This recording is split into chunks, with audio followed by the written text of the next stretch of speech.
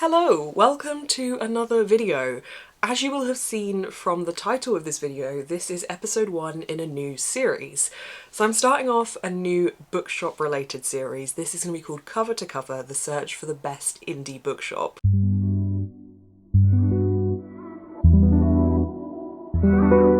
I initially wanted to do this as the best indie bookshops in England, but I thought it would be a bit of a struggle to do that because I live in the south of England, and whilst I'm definitely happy to travel to go to these bookshops, I don't think it was realistic with the amount that I wanted to be able to film for this year for this series to think that I could go to all the different parts of England within every month, basically, because what I want to do is one video a month, and I wanted to make sure I had that range of location in there. So I decided instead I would just have it as nondescript with when it comes to the locations. So these are mostly probably going to be around the south of England. I am hoping I can travel up to York at some point for one of these episodes, but just generally it is going to be around the south. So if you live in this area, you can go and visit some of these, or if you are coming to visit the south of England, hopefully these will be some that you would like to go and check out. So what actually is this series? So the initial idea came about for this when a friend said to me, why don't I do a kind of ranking of bookshops in a video? And I thought, you know what, I think I can turn that into a whole series, and I think I can make it quite good fun. So the intention is that I visit one bookshop a month, and I do 10 visits within 2023. And then at the end of the year, I do a little video looking back at all the visits and also kind of scoring the whole thing as a whole experience and see which bookshop comes out on top for me. This is literally just subjective. This is just for fun. This is my own experiences of each of these bookshops. And if I get to the end of this and I do that video where I look at them as a whole, all 10 in a line together, and one of them is the one at spot number 10 or 1, whichever the lower spot is, that is not because that is a bookshop I haven't enjoyed. That is what I want to get across here, because when I was coming up with the idea of this, I was worried I would make this come across more negative than it's meant to be positive, but what this is meant to be is a celebration of indie bookshops, and if any bookshop comes out at the lower end of that, that is not because that is a bad bookshop. It is literally just because they are all fantastic and they cannot all be at a top spot, because I don't think I've ever been to a bookshop and thought, well, this isn't great, because it's literally got books in it, so it's fantastic already because of that. So this is just some light-hearted fun.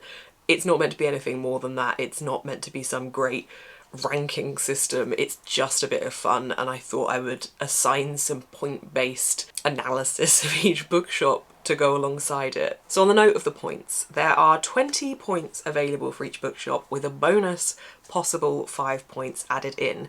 Each of these points are going to be coming in from different categories. So I've got 4 categories, 1 bonus category.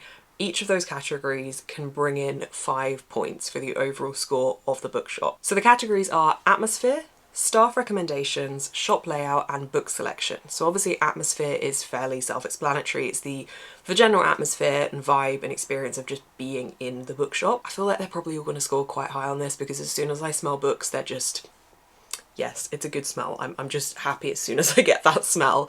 The staff recommendations is basically, I'm just going to go in with whatever it is that I'm fancying a recommendation for at that time. I'm going to try and be semi-specific with it, like obviously not so niche that I won't be able to get the recommendation, but like give specific genres and a specific vibe and atmosphere I want the book to have maybe, and then see how many recommendations the staff can offer and what kind of recommendations they do give me. The extra 5 bonus points comes into this category as well, because I'm going to buy the book they recommend me and I'm going to read it in this vlog, and then I'm going to rate that out of 5 stars, and whatever I rate the book adds on to the end of this. Which I know obviously the bookshop is not responsible for my enjoyment of the book, but I just thought it'd be a fun little extra, given that I'm getting the staff recommendation. I actually want to read that book and see if it was a good recommendation for me. Shop layout is obviously quite self-explanatory. Again, how well does the shop layout work? How accessible is everything? How does it feel to be able to maneuver around all the shelves? Anything like that is under that category. And then range of books is obviously also quite self-explanatory. What is the selection of books on offer like? So those are the 4 categories and 1 bonus category. I think this is going to be a lot of fun. I'm hoping it's going to be a lot of fun. I'm really looking forward to doing this as well, because this is going to hopefully highlight a load of fantastic indie bookshops that you might not have heard of before. It's going to allow me to visit a load of indie bookshops. The way that I have curated the list is I basically asked on social media for you guys to recommend me independent bookshops. I then created a list from that, Any that came up more than once I have put at the top of that list, and then I've kind of filtered it by where I realistically think I can get to at the time of needing to film that video. So I've tried to do it as fairly as possible based on those recommendations. So the first one I'm going to be visiting is in Farnham, and it is Bear Bookshop. This looks like a super cute bookshop. I'm really excited to go there. The owner is lovely. I spoke to her on the phone earlier in the week when I was just asking permission to film and photograph in the shop and just letting her know what I was going to be doing and if she was okay being featured. So I am asking for permission before making each of these videos, and she was absolutely lovely, and she actually told me that one of the things that's slightly different about their bookshop is that they have all of their books wrapped in a film. It's a recyclable film that is apparently more environmentally friendly than a recyclable coffee cup. So they started doing the film, I think they said during COVID, and they've just kept doing it, and they found that people quite like it. It obviously protects the books whilst they're on the shelves, it protects them from the tea and coffee they serve in the store as well.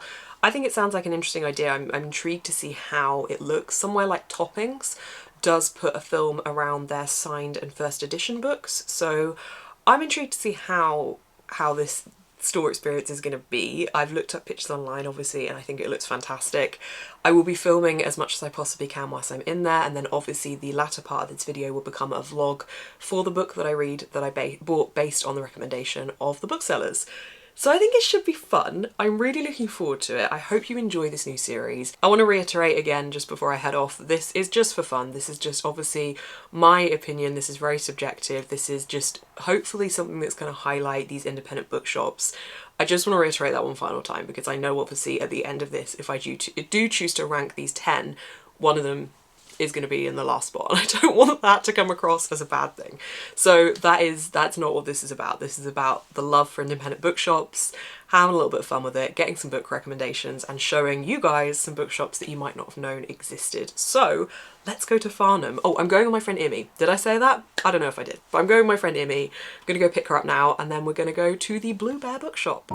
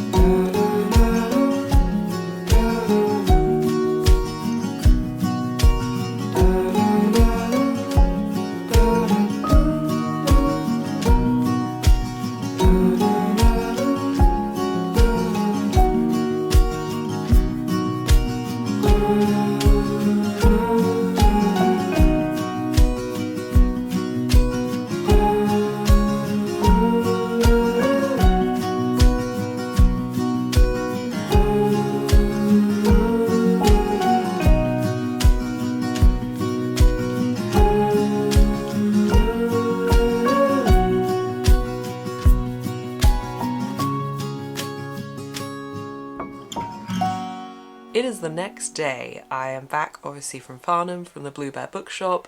I had such a lovely trip to this bookshop. I feel like this was the perfect choice to kick off this series, although has also set the standards pretty high for the other bookshops that I visit throughout the rest of this year. So I obviously said I would be giving it little scores along the way out of certain categories, so I have those to go through. I bought some books. I've started one of the books already, so just generally I thought we'd have a little catch up about the bookshop itself because it was such a nice space. There were photos online of this bookshop, but I feel like they didn't quite do it the justice that actually being in the bookshop did. It just felt like such a cozy, warm, wholesome space. I loved the fact there was seating areas there as well, so you could really immerse yourself in it. It was really nice and open planned, and I quite enjoyed that about it. But I think my favourite thing was just the little unique elements to it. There was lots of different bits of decor that just felt absolutely perfect. There was lighting that was in the shape of instruments, which I thought was fantastic, and like was obviously old recycled parts of instruments, and I loved that, and it just felt like it had the personal touch, which I think is perfect for an indie bookshop. So for atmosphere, it got a 5 out of 5 because honestly I don't think you could top it. There was a little cafe at the back end, so you could buy cakes, you could buy tea, drinks, and you could just sit and enjoy them whilst also being able to see all the books and just being immersed in the space. There were lots of signs everywhere that talked about certain days that were like laptop free days, which I thought was really nice as well. So obviously it's a space where you can go and work at certain times during the week, and then at other times it's just a nice chilled space to enjoy being around the books. So I thought the atmosphere was fantastic. It felt the perfect size and vibe and feel. It felt very warm and cozy. It just had that personal touch to it, and I think if you've got a chance to go there for this reason, go. I don't think I've been to a bookshop like this one with how much personality was shining through in it. I've been to fantastic indie bookshops with lots of personality, but I think the little unique items, and definitely even expanding to the things that were for sale, there was lots of different stationery bits and nice unique home bits like lovely bookends and stuff, and I think that just added to the atmosphere overall. It felt very warm toned in there as well, which I think definitely helped there as well. So yeah, 5 out of 5 for atmosphere. Staff recommendations. So I basically went in with kind of some specific genres that I was after in mind, but then I just decided to go along the line of saying what books I enjoyed most and what genres I enjoyed most and what tropes I liked. Basically throwing that at the lovely bookseller, who was also the owner of the shop, and seeing what she came up with. So I basically just recounted all of my favourite books, the kind of genres I enjoy, and what I got was a couple of book recommendations. I ended up buying 2 out of the 3 that were brought through to me, and then bought an extra one as well. So the one that I'm going to be reading in this vlog is Apple and Knife. This is by Intan Paramaditha. This is a translated short stories fiction. Now, I actually didn't realise this was short stories when I bought it. I'm not a big short stories fan. I don't really enjoy the dipping in and out of short stories. I don't feel like there's enough time to get into them, and it's not something that I often would reach for unless it was for a specific reason. However, I didn't realise that this was short stories, so now I started them. I'm actually quite enjoying it. This is definitely different versions of fairy tales. The first one was Cinderella-esque, but it was from the perspective of the 2 stepsisters. The bottom of the blurb describes it as dark, humorous and vividly realised. Apple and Knife brings together taboos, inversion, sex and death in heady, intoxicating mix. So this is basically horror, fiction, myths and fairy tales. It looks at the supernatural, dangers and power of occupying a female body in today's world, and they're all stories set in Indonesian every day. So it's really interesting, and it's definitely a different take on the fairy tales. I'm not 100% sure what the second fairy tale I read was, but it was called Blood in this. I'm not sure what that was an adaptation of, but the next one that I've got lined up is called Doors. So again, I have no idea what that one's going to be yet. But I really enjoyed the 2 that I read. They were very different tones, but I can see that this book is not going to hold back. So I'm quite intrigued. Also, the fact that it's quite short is a bonus. I didn't specify that, but obviously I said I wanted to read this in this vlog, and I have about 4 days to be able to finish this within the vlog from when I needed to go live, which isn't a problem. So that is the book that I got recommended, and I think that this was a pretty good recommendation. So I feel like I threw a lot at this lovely bookseller, and they definitely really thought about it. They didn't just lunge into giving me loads of different recommendations. They took their time and thought over what they thought would work best for me. and went and had a little look for things whilst I continued browsing. And then when they came back with this being one of the books they came back with, I felt like they'd really put their time into that recommendation. So I'm going to give staff recommendations 4 out of 5. The reason I'm not giving it 5 out of 5 is because I think I did stump them a little bit, and they did say that they don't really read the genres that I was saying I read, and those kind of genres were fantasy, books about books, horror, gothic type of things. They said they read a little bit of horror but not too much, so I think that's probably why this one ended up being a horror. So that is the only reason it's not a 5 out of 5, but I feel like this is probably going to be a pretty good recommendation, so I feel like there's going to be some bonus points coming in from my overall score of this book when I finish rating it. I did also pick up another book they recommended, so this is Bibliomaniac, An Obsessive Tour of the Bookshops of Britain by Robin Ince. Now this one is a signed edition, and Robin Ince visited the Bear Bookshop when writing this book. This is a non-fiction, but I thought it was perfect for this series. So the author has basically visited loads of bookshops all over the country and has written about them in a kind of funny observational non-fiction novel. I felt like it was perfect for this video. Like, I want to be able to visit more of these bookshops. This is going to give me some great ideas for the bookshops. The end pages have all of the indies in them, which I think is fantastic. On the blurb it says, "I like books, and if you're reading this you almost certainly like books too." But Robin Ince really likes books, and this tome takes us on a whirlwind adventure around Britain's bookshops and inside the head of a bibliomaniac who also happens to be a fine travel writer and generous raconteur, including the funniest line about Margaret Rutherford ever written, unless the lawyers took it out. I just think it sounds brilliant. Someone else has said it's a love letter to bookshops, a unique funny picture of Britain. I feel like this is going to be really entertaining. I don't often reach for non-fictions, but I think that this would work really well for the video series that I'm doing at the moment. So this was a pretty good recommendation too. And then aside from actual recommendations, I picked this one off the shelves myself. This one's still in its plastic wrapping. I haven't taken this out yet, but this is The Hiking Trip by Jenny Blackhurst. If you are a Pretty Little Liars fan, you might recognise the tagline from this. It says, "Two can keep a secret if one of them is dead." Like, I don't know if this is a homage to Pretty Little Liars. It says nothing about it on the blurb. It says, "Don't trust everyone you meet here. A young British backpacker goes missing on the West Coast Trail. No one is sure whether she died or simply disappeared apart from Laura. 20 years later, a body has been found and there's only one person who could reveal the secret that Laura's been hiding all this time. But she knows that two can keep a secret if one of them is dead." It's a Pretty Little Liars line. Anyway, I like a good mystery thrillery thing, so I decided to pick this one up just based on the fact that I thought it looked cool. So those are the 3 books that I bought in the Bear Bookshop. As I said, 4 out of 5 for staff recommendations. We'll see what the bonus points are for what I rate that book, but so far I'm really liking it actually, so it's going well so far. On to shop layout. So the shop layout itself was one big room when you walk in, and there was books either side. There was a big table in the middle, you'll have seen in the footage, and then there was a downstairs section. So the top section I felt was laid out brilliantly. It was a really big open space and it felt very accessible on that top floor. Everything was very easy to get to. There were books higher up, but I assume that they would have been able to reach those for you if you needed to. There weren't any visible ladders about, but I guess they have their ways of getting to those books. So that all worked really well. Now, the reason that I am giving this 4 out of 5 and not 5 out of 5, I initially was going to give it 5 out of 5 and I was chatting to Amy about it, but the downstairs section is less accessible because I think there was just stairs to get there. So the downstairs section was more non-fiction based. So there was like a music and film section, there was just general non-fiction areas, there was like puzzles and games, and the YA section was downstairs. So the children's was upstairs and there was a lot of children's, like in fact I think there was like a whole row of children's on the right, whereas the adult was on the left. So great selection for kids books. Amy and I both said we would have loved to come here as a child, like it felt so much fun, the kids section. But yeah, the YA was downstairs. There was also more seating and tables downstairs, so I guess you could go and sit and work down there as well, which was really cool.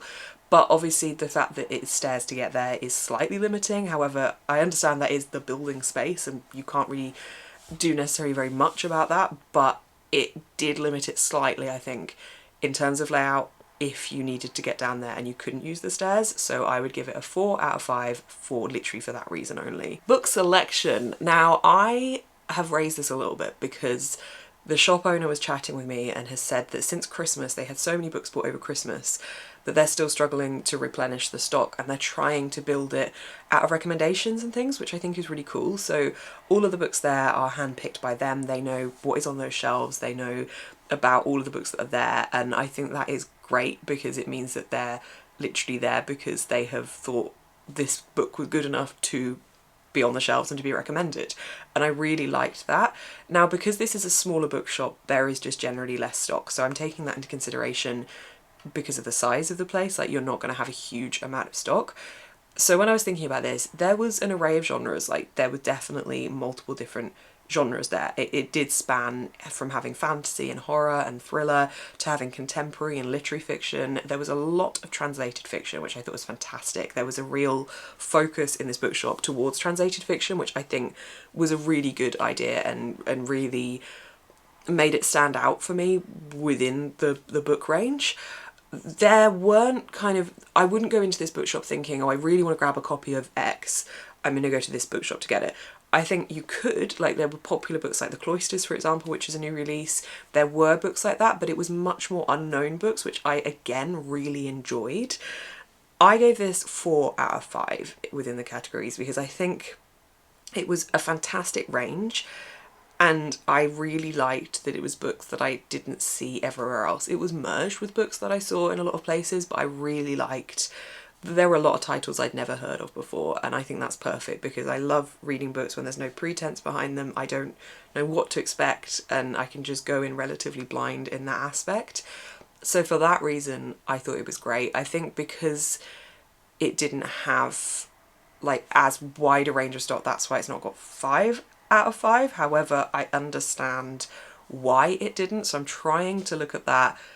I literally spent the whole start of this video saying this is subjective. I'm trying to look at that part objectively because they've literally said to me they usually have more than this, and it's just been since Christmas, so I'm going to kind of base it on that and go with 4 out of 5. I said at the start this one would be hard to beat.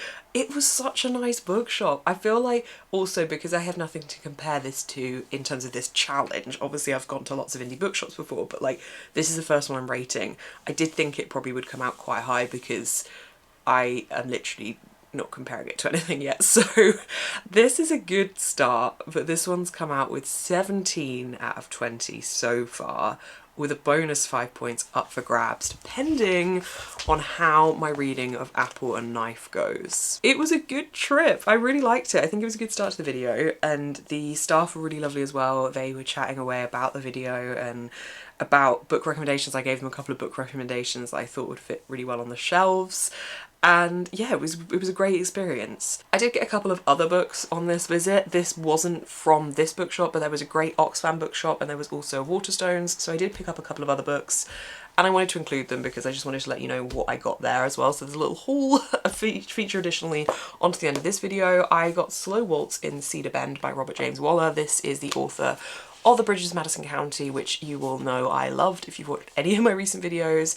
I reread it recently, so it's fresh in my brain, but this one I do not own, or obviously I do now own, but this is another passionate love story, so I'm down for it. I mean, I don't think it's going to top The Bridges of Madison County, but we'll give it a go.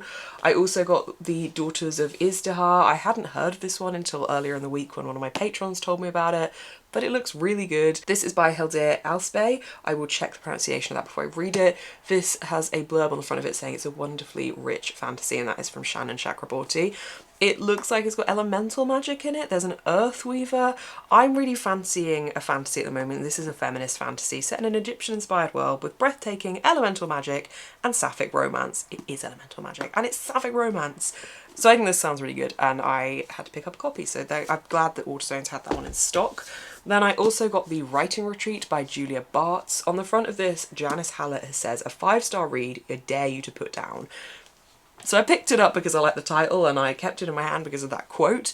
It is an isolated thriller. This is following 5 attendees who are on a writing retreat, and upon arriving on this retreat, they discover that they must complete an entire novel from scratch, and the best one will receive a 7-figure publishing deal. And then women start dying. Trapped, terrified, yet still desperately writing, it is clear that there is more than a publishing deal at stake at this estate. It's an isolated thriller. I'm here for it. And finally, Imi walked up to me and just put this book in my hands. This is I Have Some Questions for You by Rebecca Mackay, and I bought it. I obviously looked at the blurb, but I thought it sounded really interesting. This is following a film professional and podcaster who wants to forget her past, the family tragedy that marred her adolescence, her 4 largely miserable years at a New Hampshire boarding school, and the murder of her former roommate, Talia Keith, in the spring of their senior year. The circumstances surrounding Talia's death and the conviction of the school's athletic trainer, Omar Evans, are hotly debated online, but Bodhi prefers to let sleeping dogs lie. But when the Granby school invites her back to teach a course, Bodhi is inexorably drawn to the case and its increasingly apparent flaws. In their rush to convince Omar, did the school and the police overlook other suspects? Is the real killer still out there? As she falls down the very rabbit hole she was so determined to avoid, Bodhi begins to wonder if she wasn't as much of an outsider at Granby as she thought, if perhaps back in 1995 she knew something that might have held the key to solve the case. This is an award-winning author that has crafted the most irresistible novel yet, a stirring investigation into a collective memory and a deeply felt examination of one woman's reckoning with her past, with a transfixing mystery of it at its heart. It sounds very interesting. Amy said it was fantastic. The cover intrigues me quite a bit, so I thought I would pick this one up as well. I thought I would just include that little haul in there because I don't know where else to include it, to be honest, and I wanted to tell you about those books. So I also got those books today. So far, this video has been a fairly good success, I would say. I've discovered a new independent bookshop that I love. I got some good books, and now I have a new current read. So I will let you know when I have more thoughts on that book and what my final rating of it is to give the final score at the end of this video for this fantastic bookshop. Okay, I just want to real quickly talk about my progress with this book because I realised I haven't really spoken to you about this since I said I was going to start reading it. So this is a pretty short book with lots of very, very short retellings within it. Some of the retellings are based on stories that I know, some of them are not, so it's interesting to get the perspective of different myths and different fairy tales that are involved in this. Now, this was pinned as a horror themed supernaturally retelling side of things, and it definitely is very dark. There are some of these stories that are exceptionally bloody. There are some of them that deal with pretty dark themes and topics. If you're interested in this and you would feel you would need to, do check out the trigger warnings. I am enjoying some of these stories and not enjoying others. I think my favourite has been the first one, and I'm quite liking the one I'm in at the moment, which is called The Porcelain Doll, I think. Yeah, The Porcelain Doll. But I overall think I've enjoyed less than I have not enjoyed the short stories in this, which is a reason I don't often love short story collections, because whilst these are all written by the same author, I do find it very jarring moving from one short story to the next. It's not enough time for me to get fully immersed. And I think what's interesting about this is because it's retellings, some of the stories I already have the basis of a knowledge for because it's a retelling of something I've heard of and knew before. So that kind of means that I'm jumping into it with that kind of foundation laid, whereas some of them are not ones that I knew of. So I'm going in not knowing anything, but it's so short that I feel like I've not been given enough time to establish what I am being told. So I'm hopefully going to finish this later today. Hopefully. It's Sunday at the moment. I do want this video live by Tuesday, which it will be by the time you're watching it, so I do want to finish this by then. But I'll let you know my final thoughts. I think I'm going to rate it as a whole rather than each individual story. Like, that was my intention the whole time, but reading them in this way, like, I do almost want to give them individual ratings, but I feel like I probably should have started doing that after finishing each one, and now they've kind of started merging in my head. So I am going to rate it, yeah, as one overall rather than each individual story, and I will let you know when I have finished it. Okay, I have my final thoughts on this book. I have finished this and I have given it a 3.5 out of 5. The writing in this was really lovely, and I think the translator did a fantastic job. Hang on, I don't think I've actually told you who the translator is. It's translated from Indonesian by Stephen J. Epstein. So I think that he did a really good job, and I think that the author obviously wrote it in a way that came across through that translation as really beautiful and very dark, as I've already said. But I think there wasn't enough time for me to get into these stories, and I think that is my resounding feeling. I felt like I was starting to get into the stories and then they would suddenly end. I'd be like, oh, right, okay. And I think that threw me a little bit. It felt a little jarring, and I know that was probably the point, mixed with the fact that it was this horror dark theme. I did really enjoy the alternate look that we got at these stories. There was a different perspective. They had feminist angles to them as well, which I really enjoyed seeing. I said yesterday that my favourite was the first one, and the porcelain doll. I'm saying the first one, I don't remember the name of the first one. The Blind Woman Without a Toe, I think that one remains to be my favourite one. I just enjoyed that one the most, and I liked the fact that it threw the perspective that we were used to with a Cinderella story and looked at the perspective from the stepsisters instead, which I thought was an interesting start because I didn't realise that's what it was doing necessarily at the start, and then once it got going a little bit it was like, oh, cool take, okay. So that's my full thoughts on this book. I definitely wish I'd have loved it a little bit more, but I did enjoy it, and 3.5 isn't a bad score. So hang on, what does that take our total score up to? I have to check my Notion board as to what my previous scores were. So we had a 5 for atmosphere, 4 for staff recommendations, 4 for shop layout, and 4 for book selection. I feel like I'm going back and forth on some of these because I feel like the shop layout was so lovely. I don't know if to just pop that up to a 4.5. I think it was just because downstairs it wasn't as easily accessible. I'm going to keep that as a 4. So it's a 17 at the moment, and then adding in the 3.5 for the rating for this book as bonus points, the Bear Bookshop gets a 20.5 out of a possible 25. So it's a pretty high starting score. We're in the 20s. I feel like this one set the bar pretty high for future bookshops. I haven't yet decided what order I'm going to be doing the rest of them in, but I will of course be posting one a month, hopefully, to get me to December, or to get up to November, and then I will have December be the month that I have the kind of overall look back at the year and which ones I like the most. If you have enjoyed this new series, please let me know, because this was one that I've been working on for a little while now, so I really hope that you did enjoy. If you did, please do give this video a thumbs up. Comment down below if you think there's any indies you'd like to see me visit. As I said, I am based in the south of England. I will travel to go to these bookshops, but I don't want to be driving for hours and hours and hours to get to loads of them because that is expensive, and also I don't necessarily always have the time to be able to do that, whereas these ones are ones I can go to in a day, which is quite nice. So do let me know if you've got any other recommendations. I would love to hear them, and also to see, interestingly, if any of the ones you recommend me are already some of the ones that are on my list. You can also subscribe to see more of my face on your feed and more of this series of videos. I'm just so excited for all my content at the moment. Hit the little bell notification if you don't want to miss out when I do post a new video. You can also find my Patreon link down below where I do lots of live shows. I've just posted up the March schedule and there are so many live shows next month, so if you would like to join those, that is all linked down below. I've also merged 2 of my tiers together, so there's been a free upgrade within my Patreon as well. The Lothlorien tier has become the Gondor tier, and there is now some social media advice linked into that tier, so if you'd like to check that out, again, all linked down below, as is my online shop. Thank you so much for watching, keep smiling and stay positive.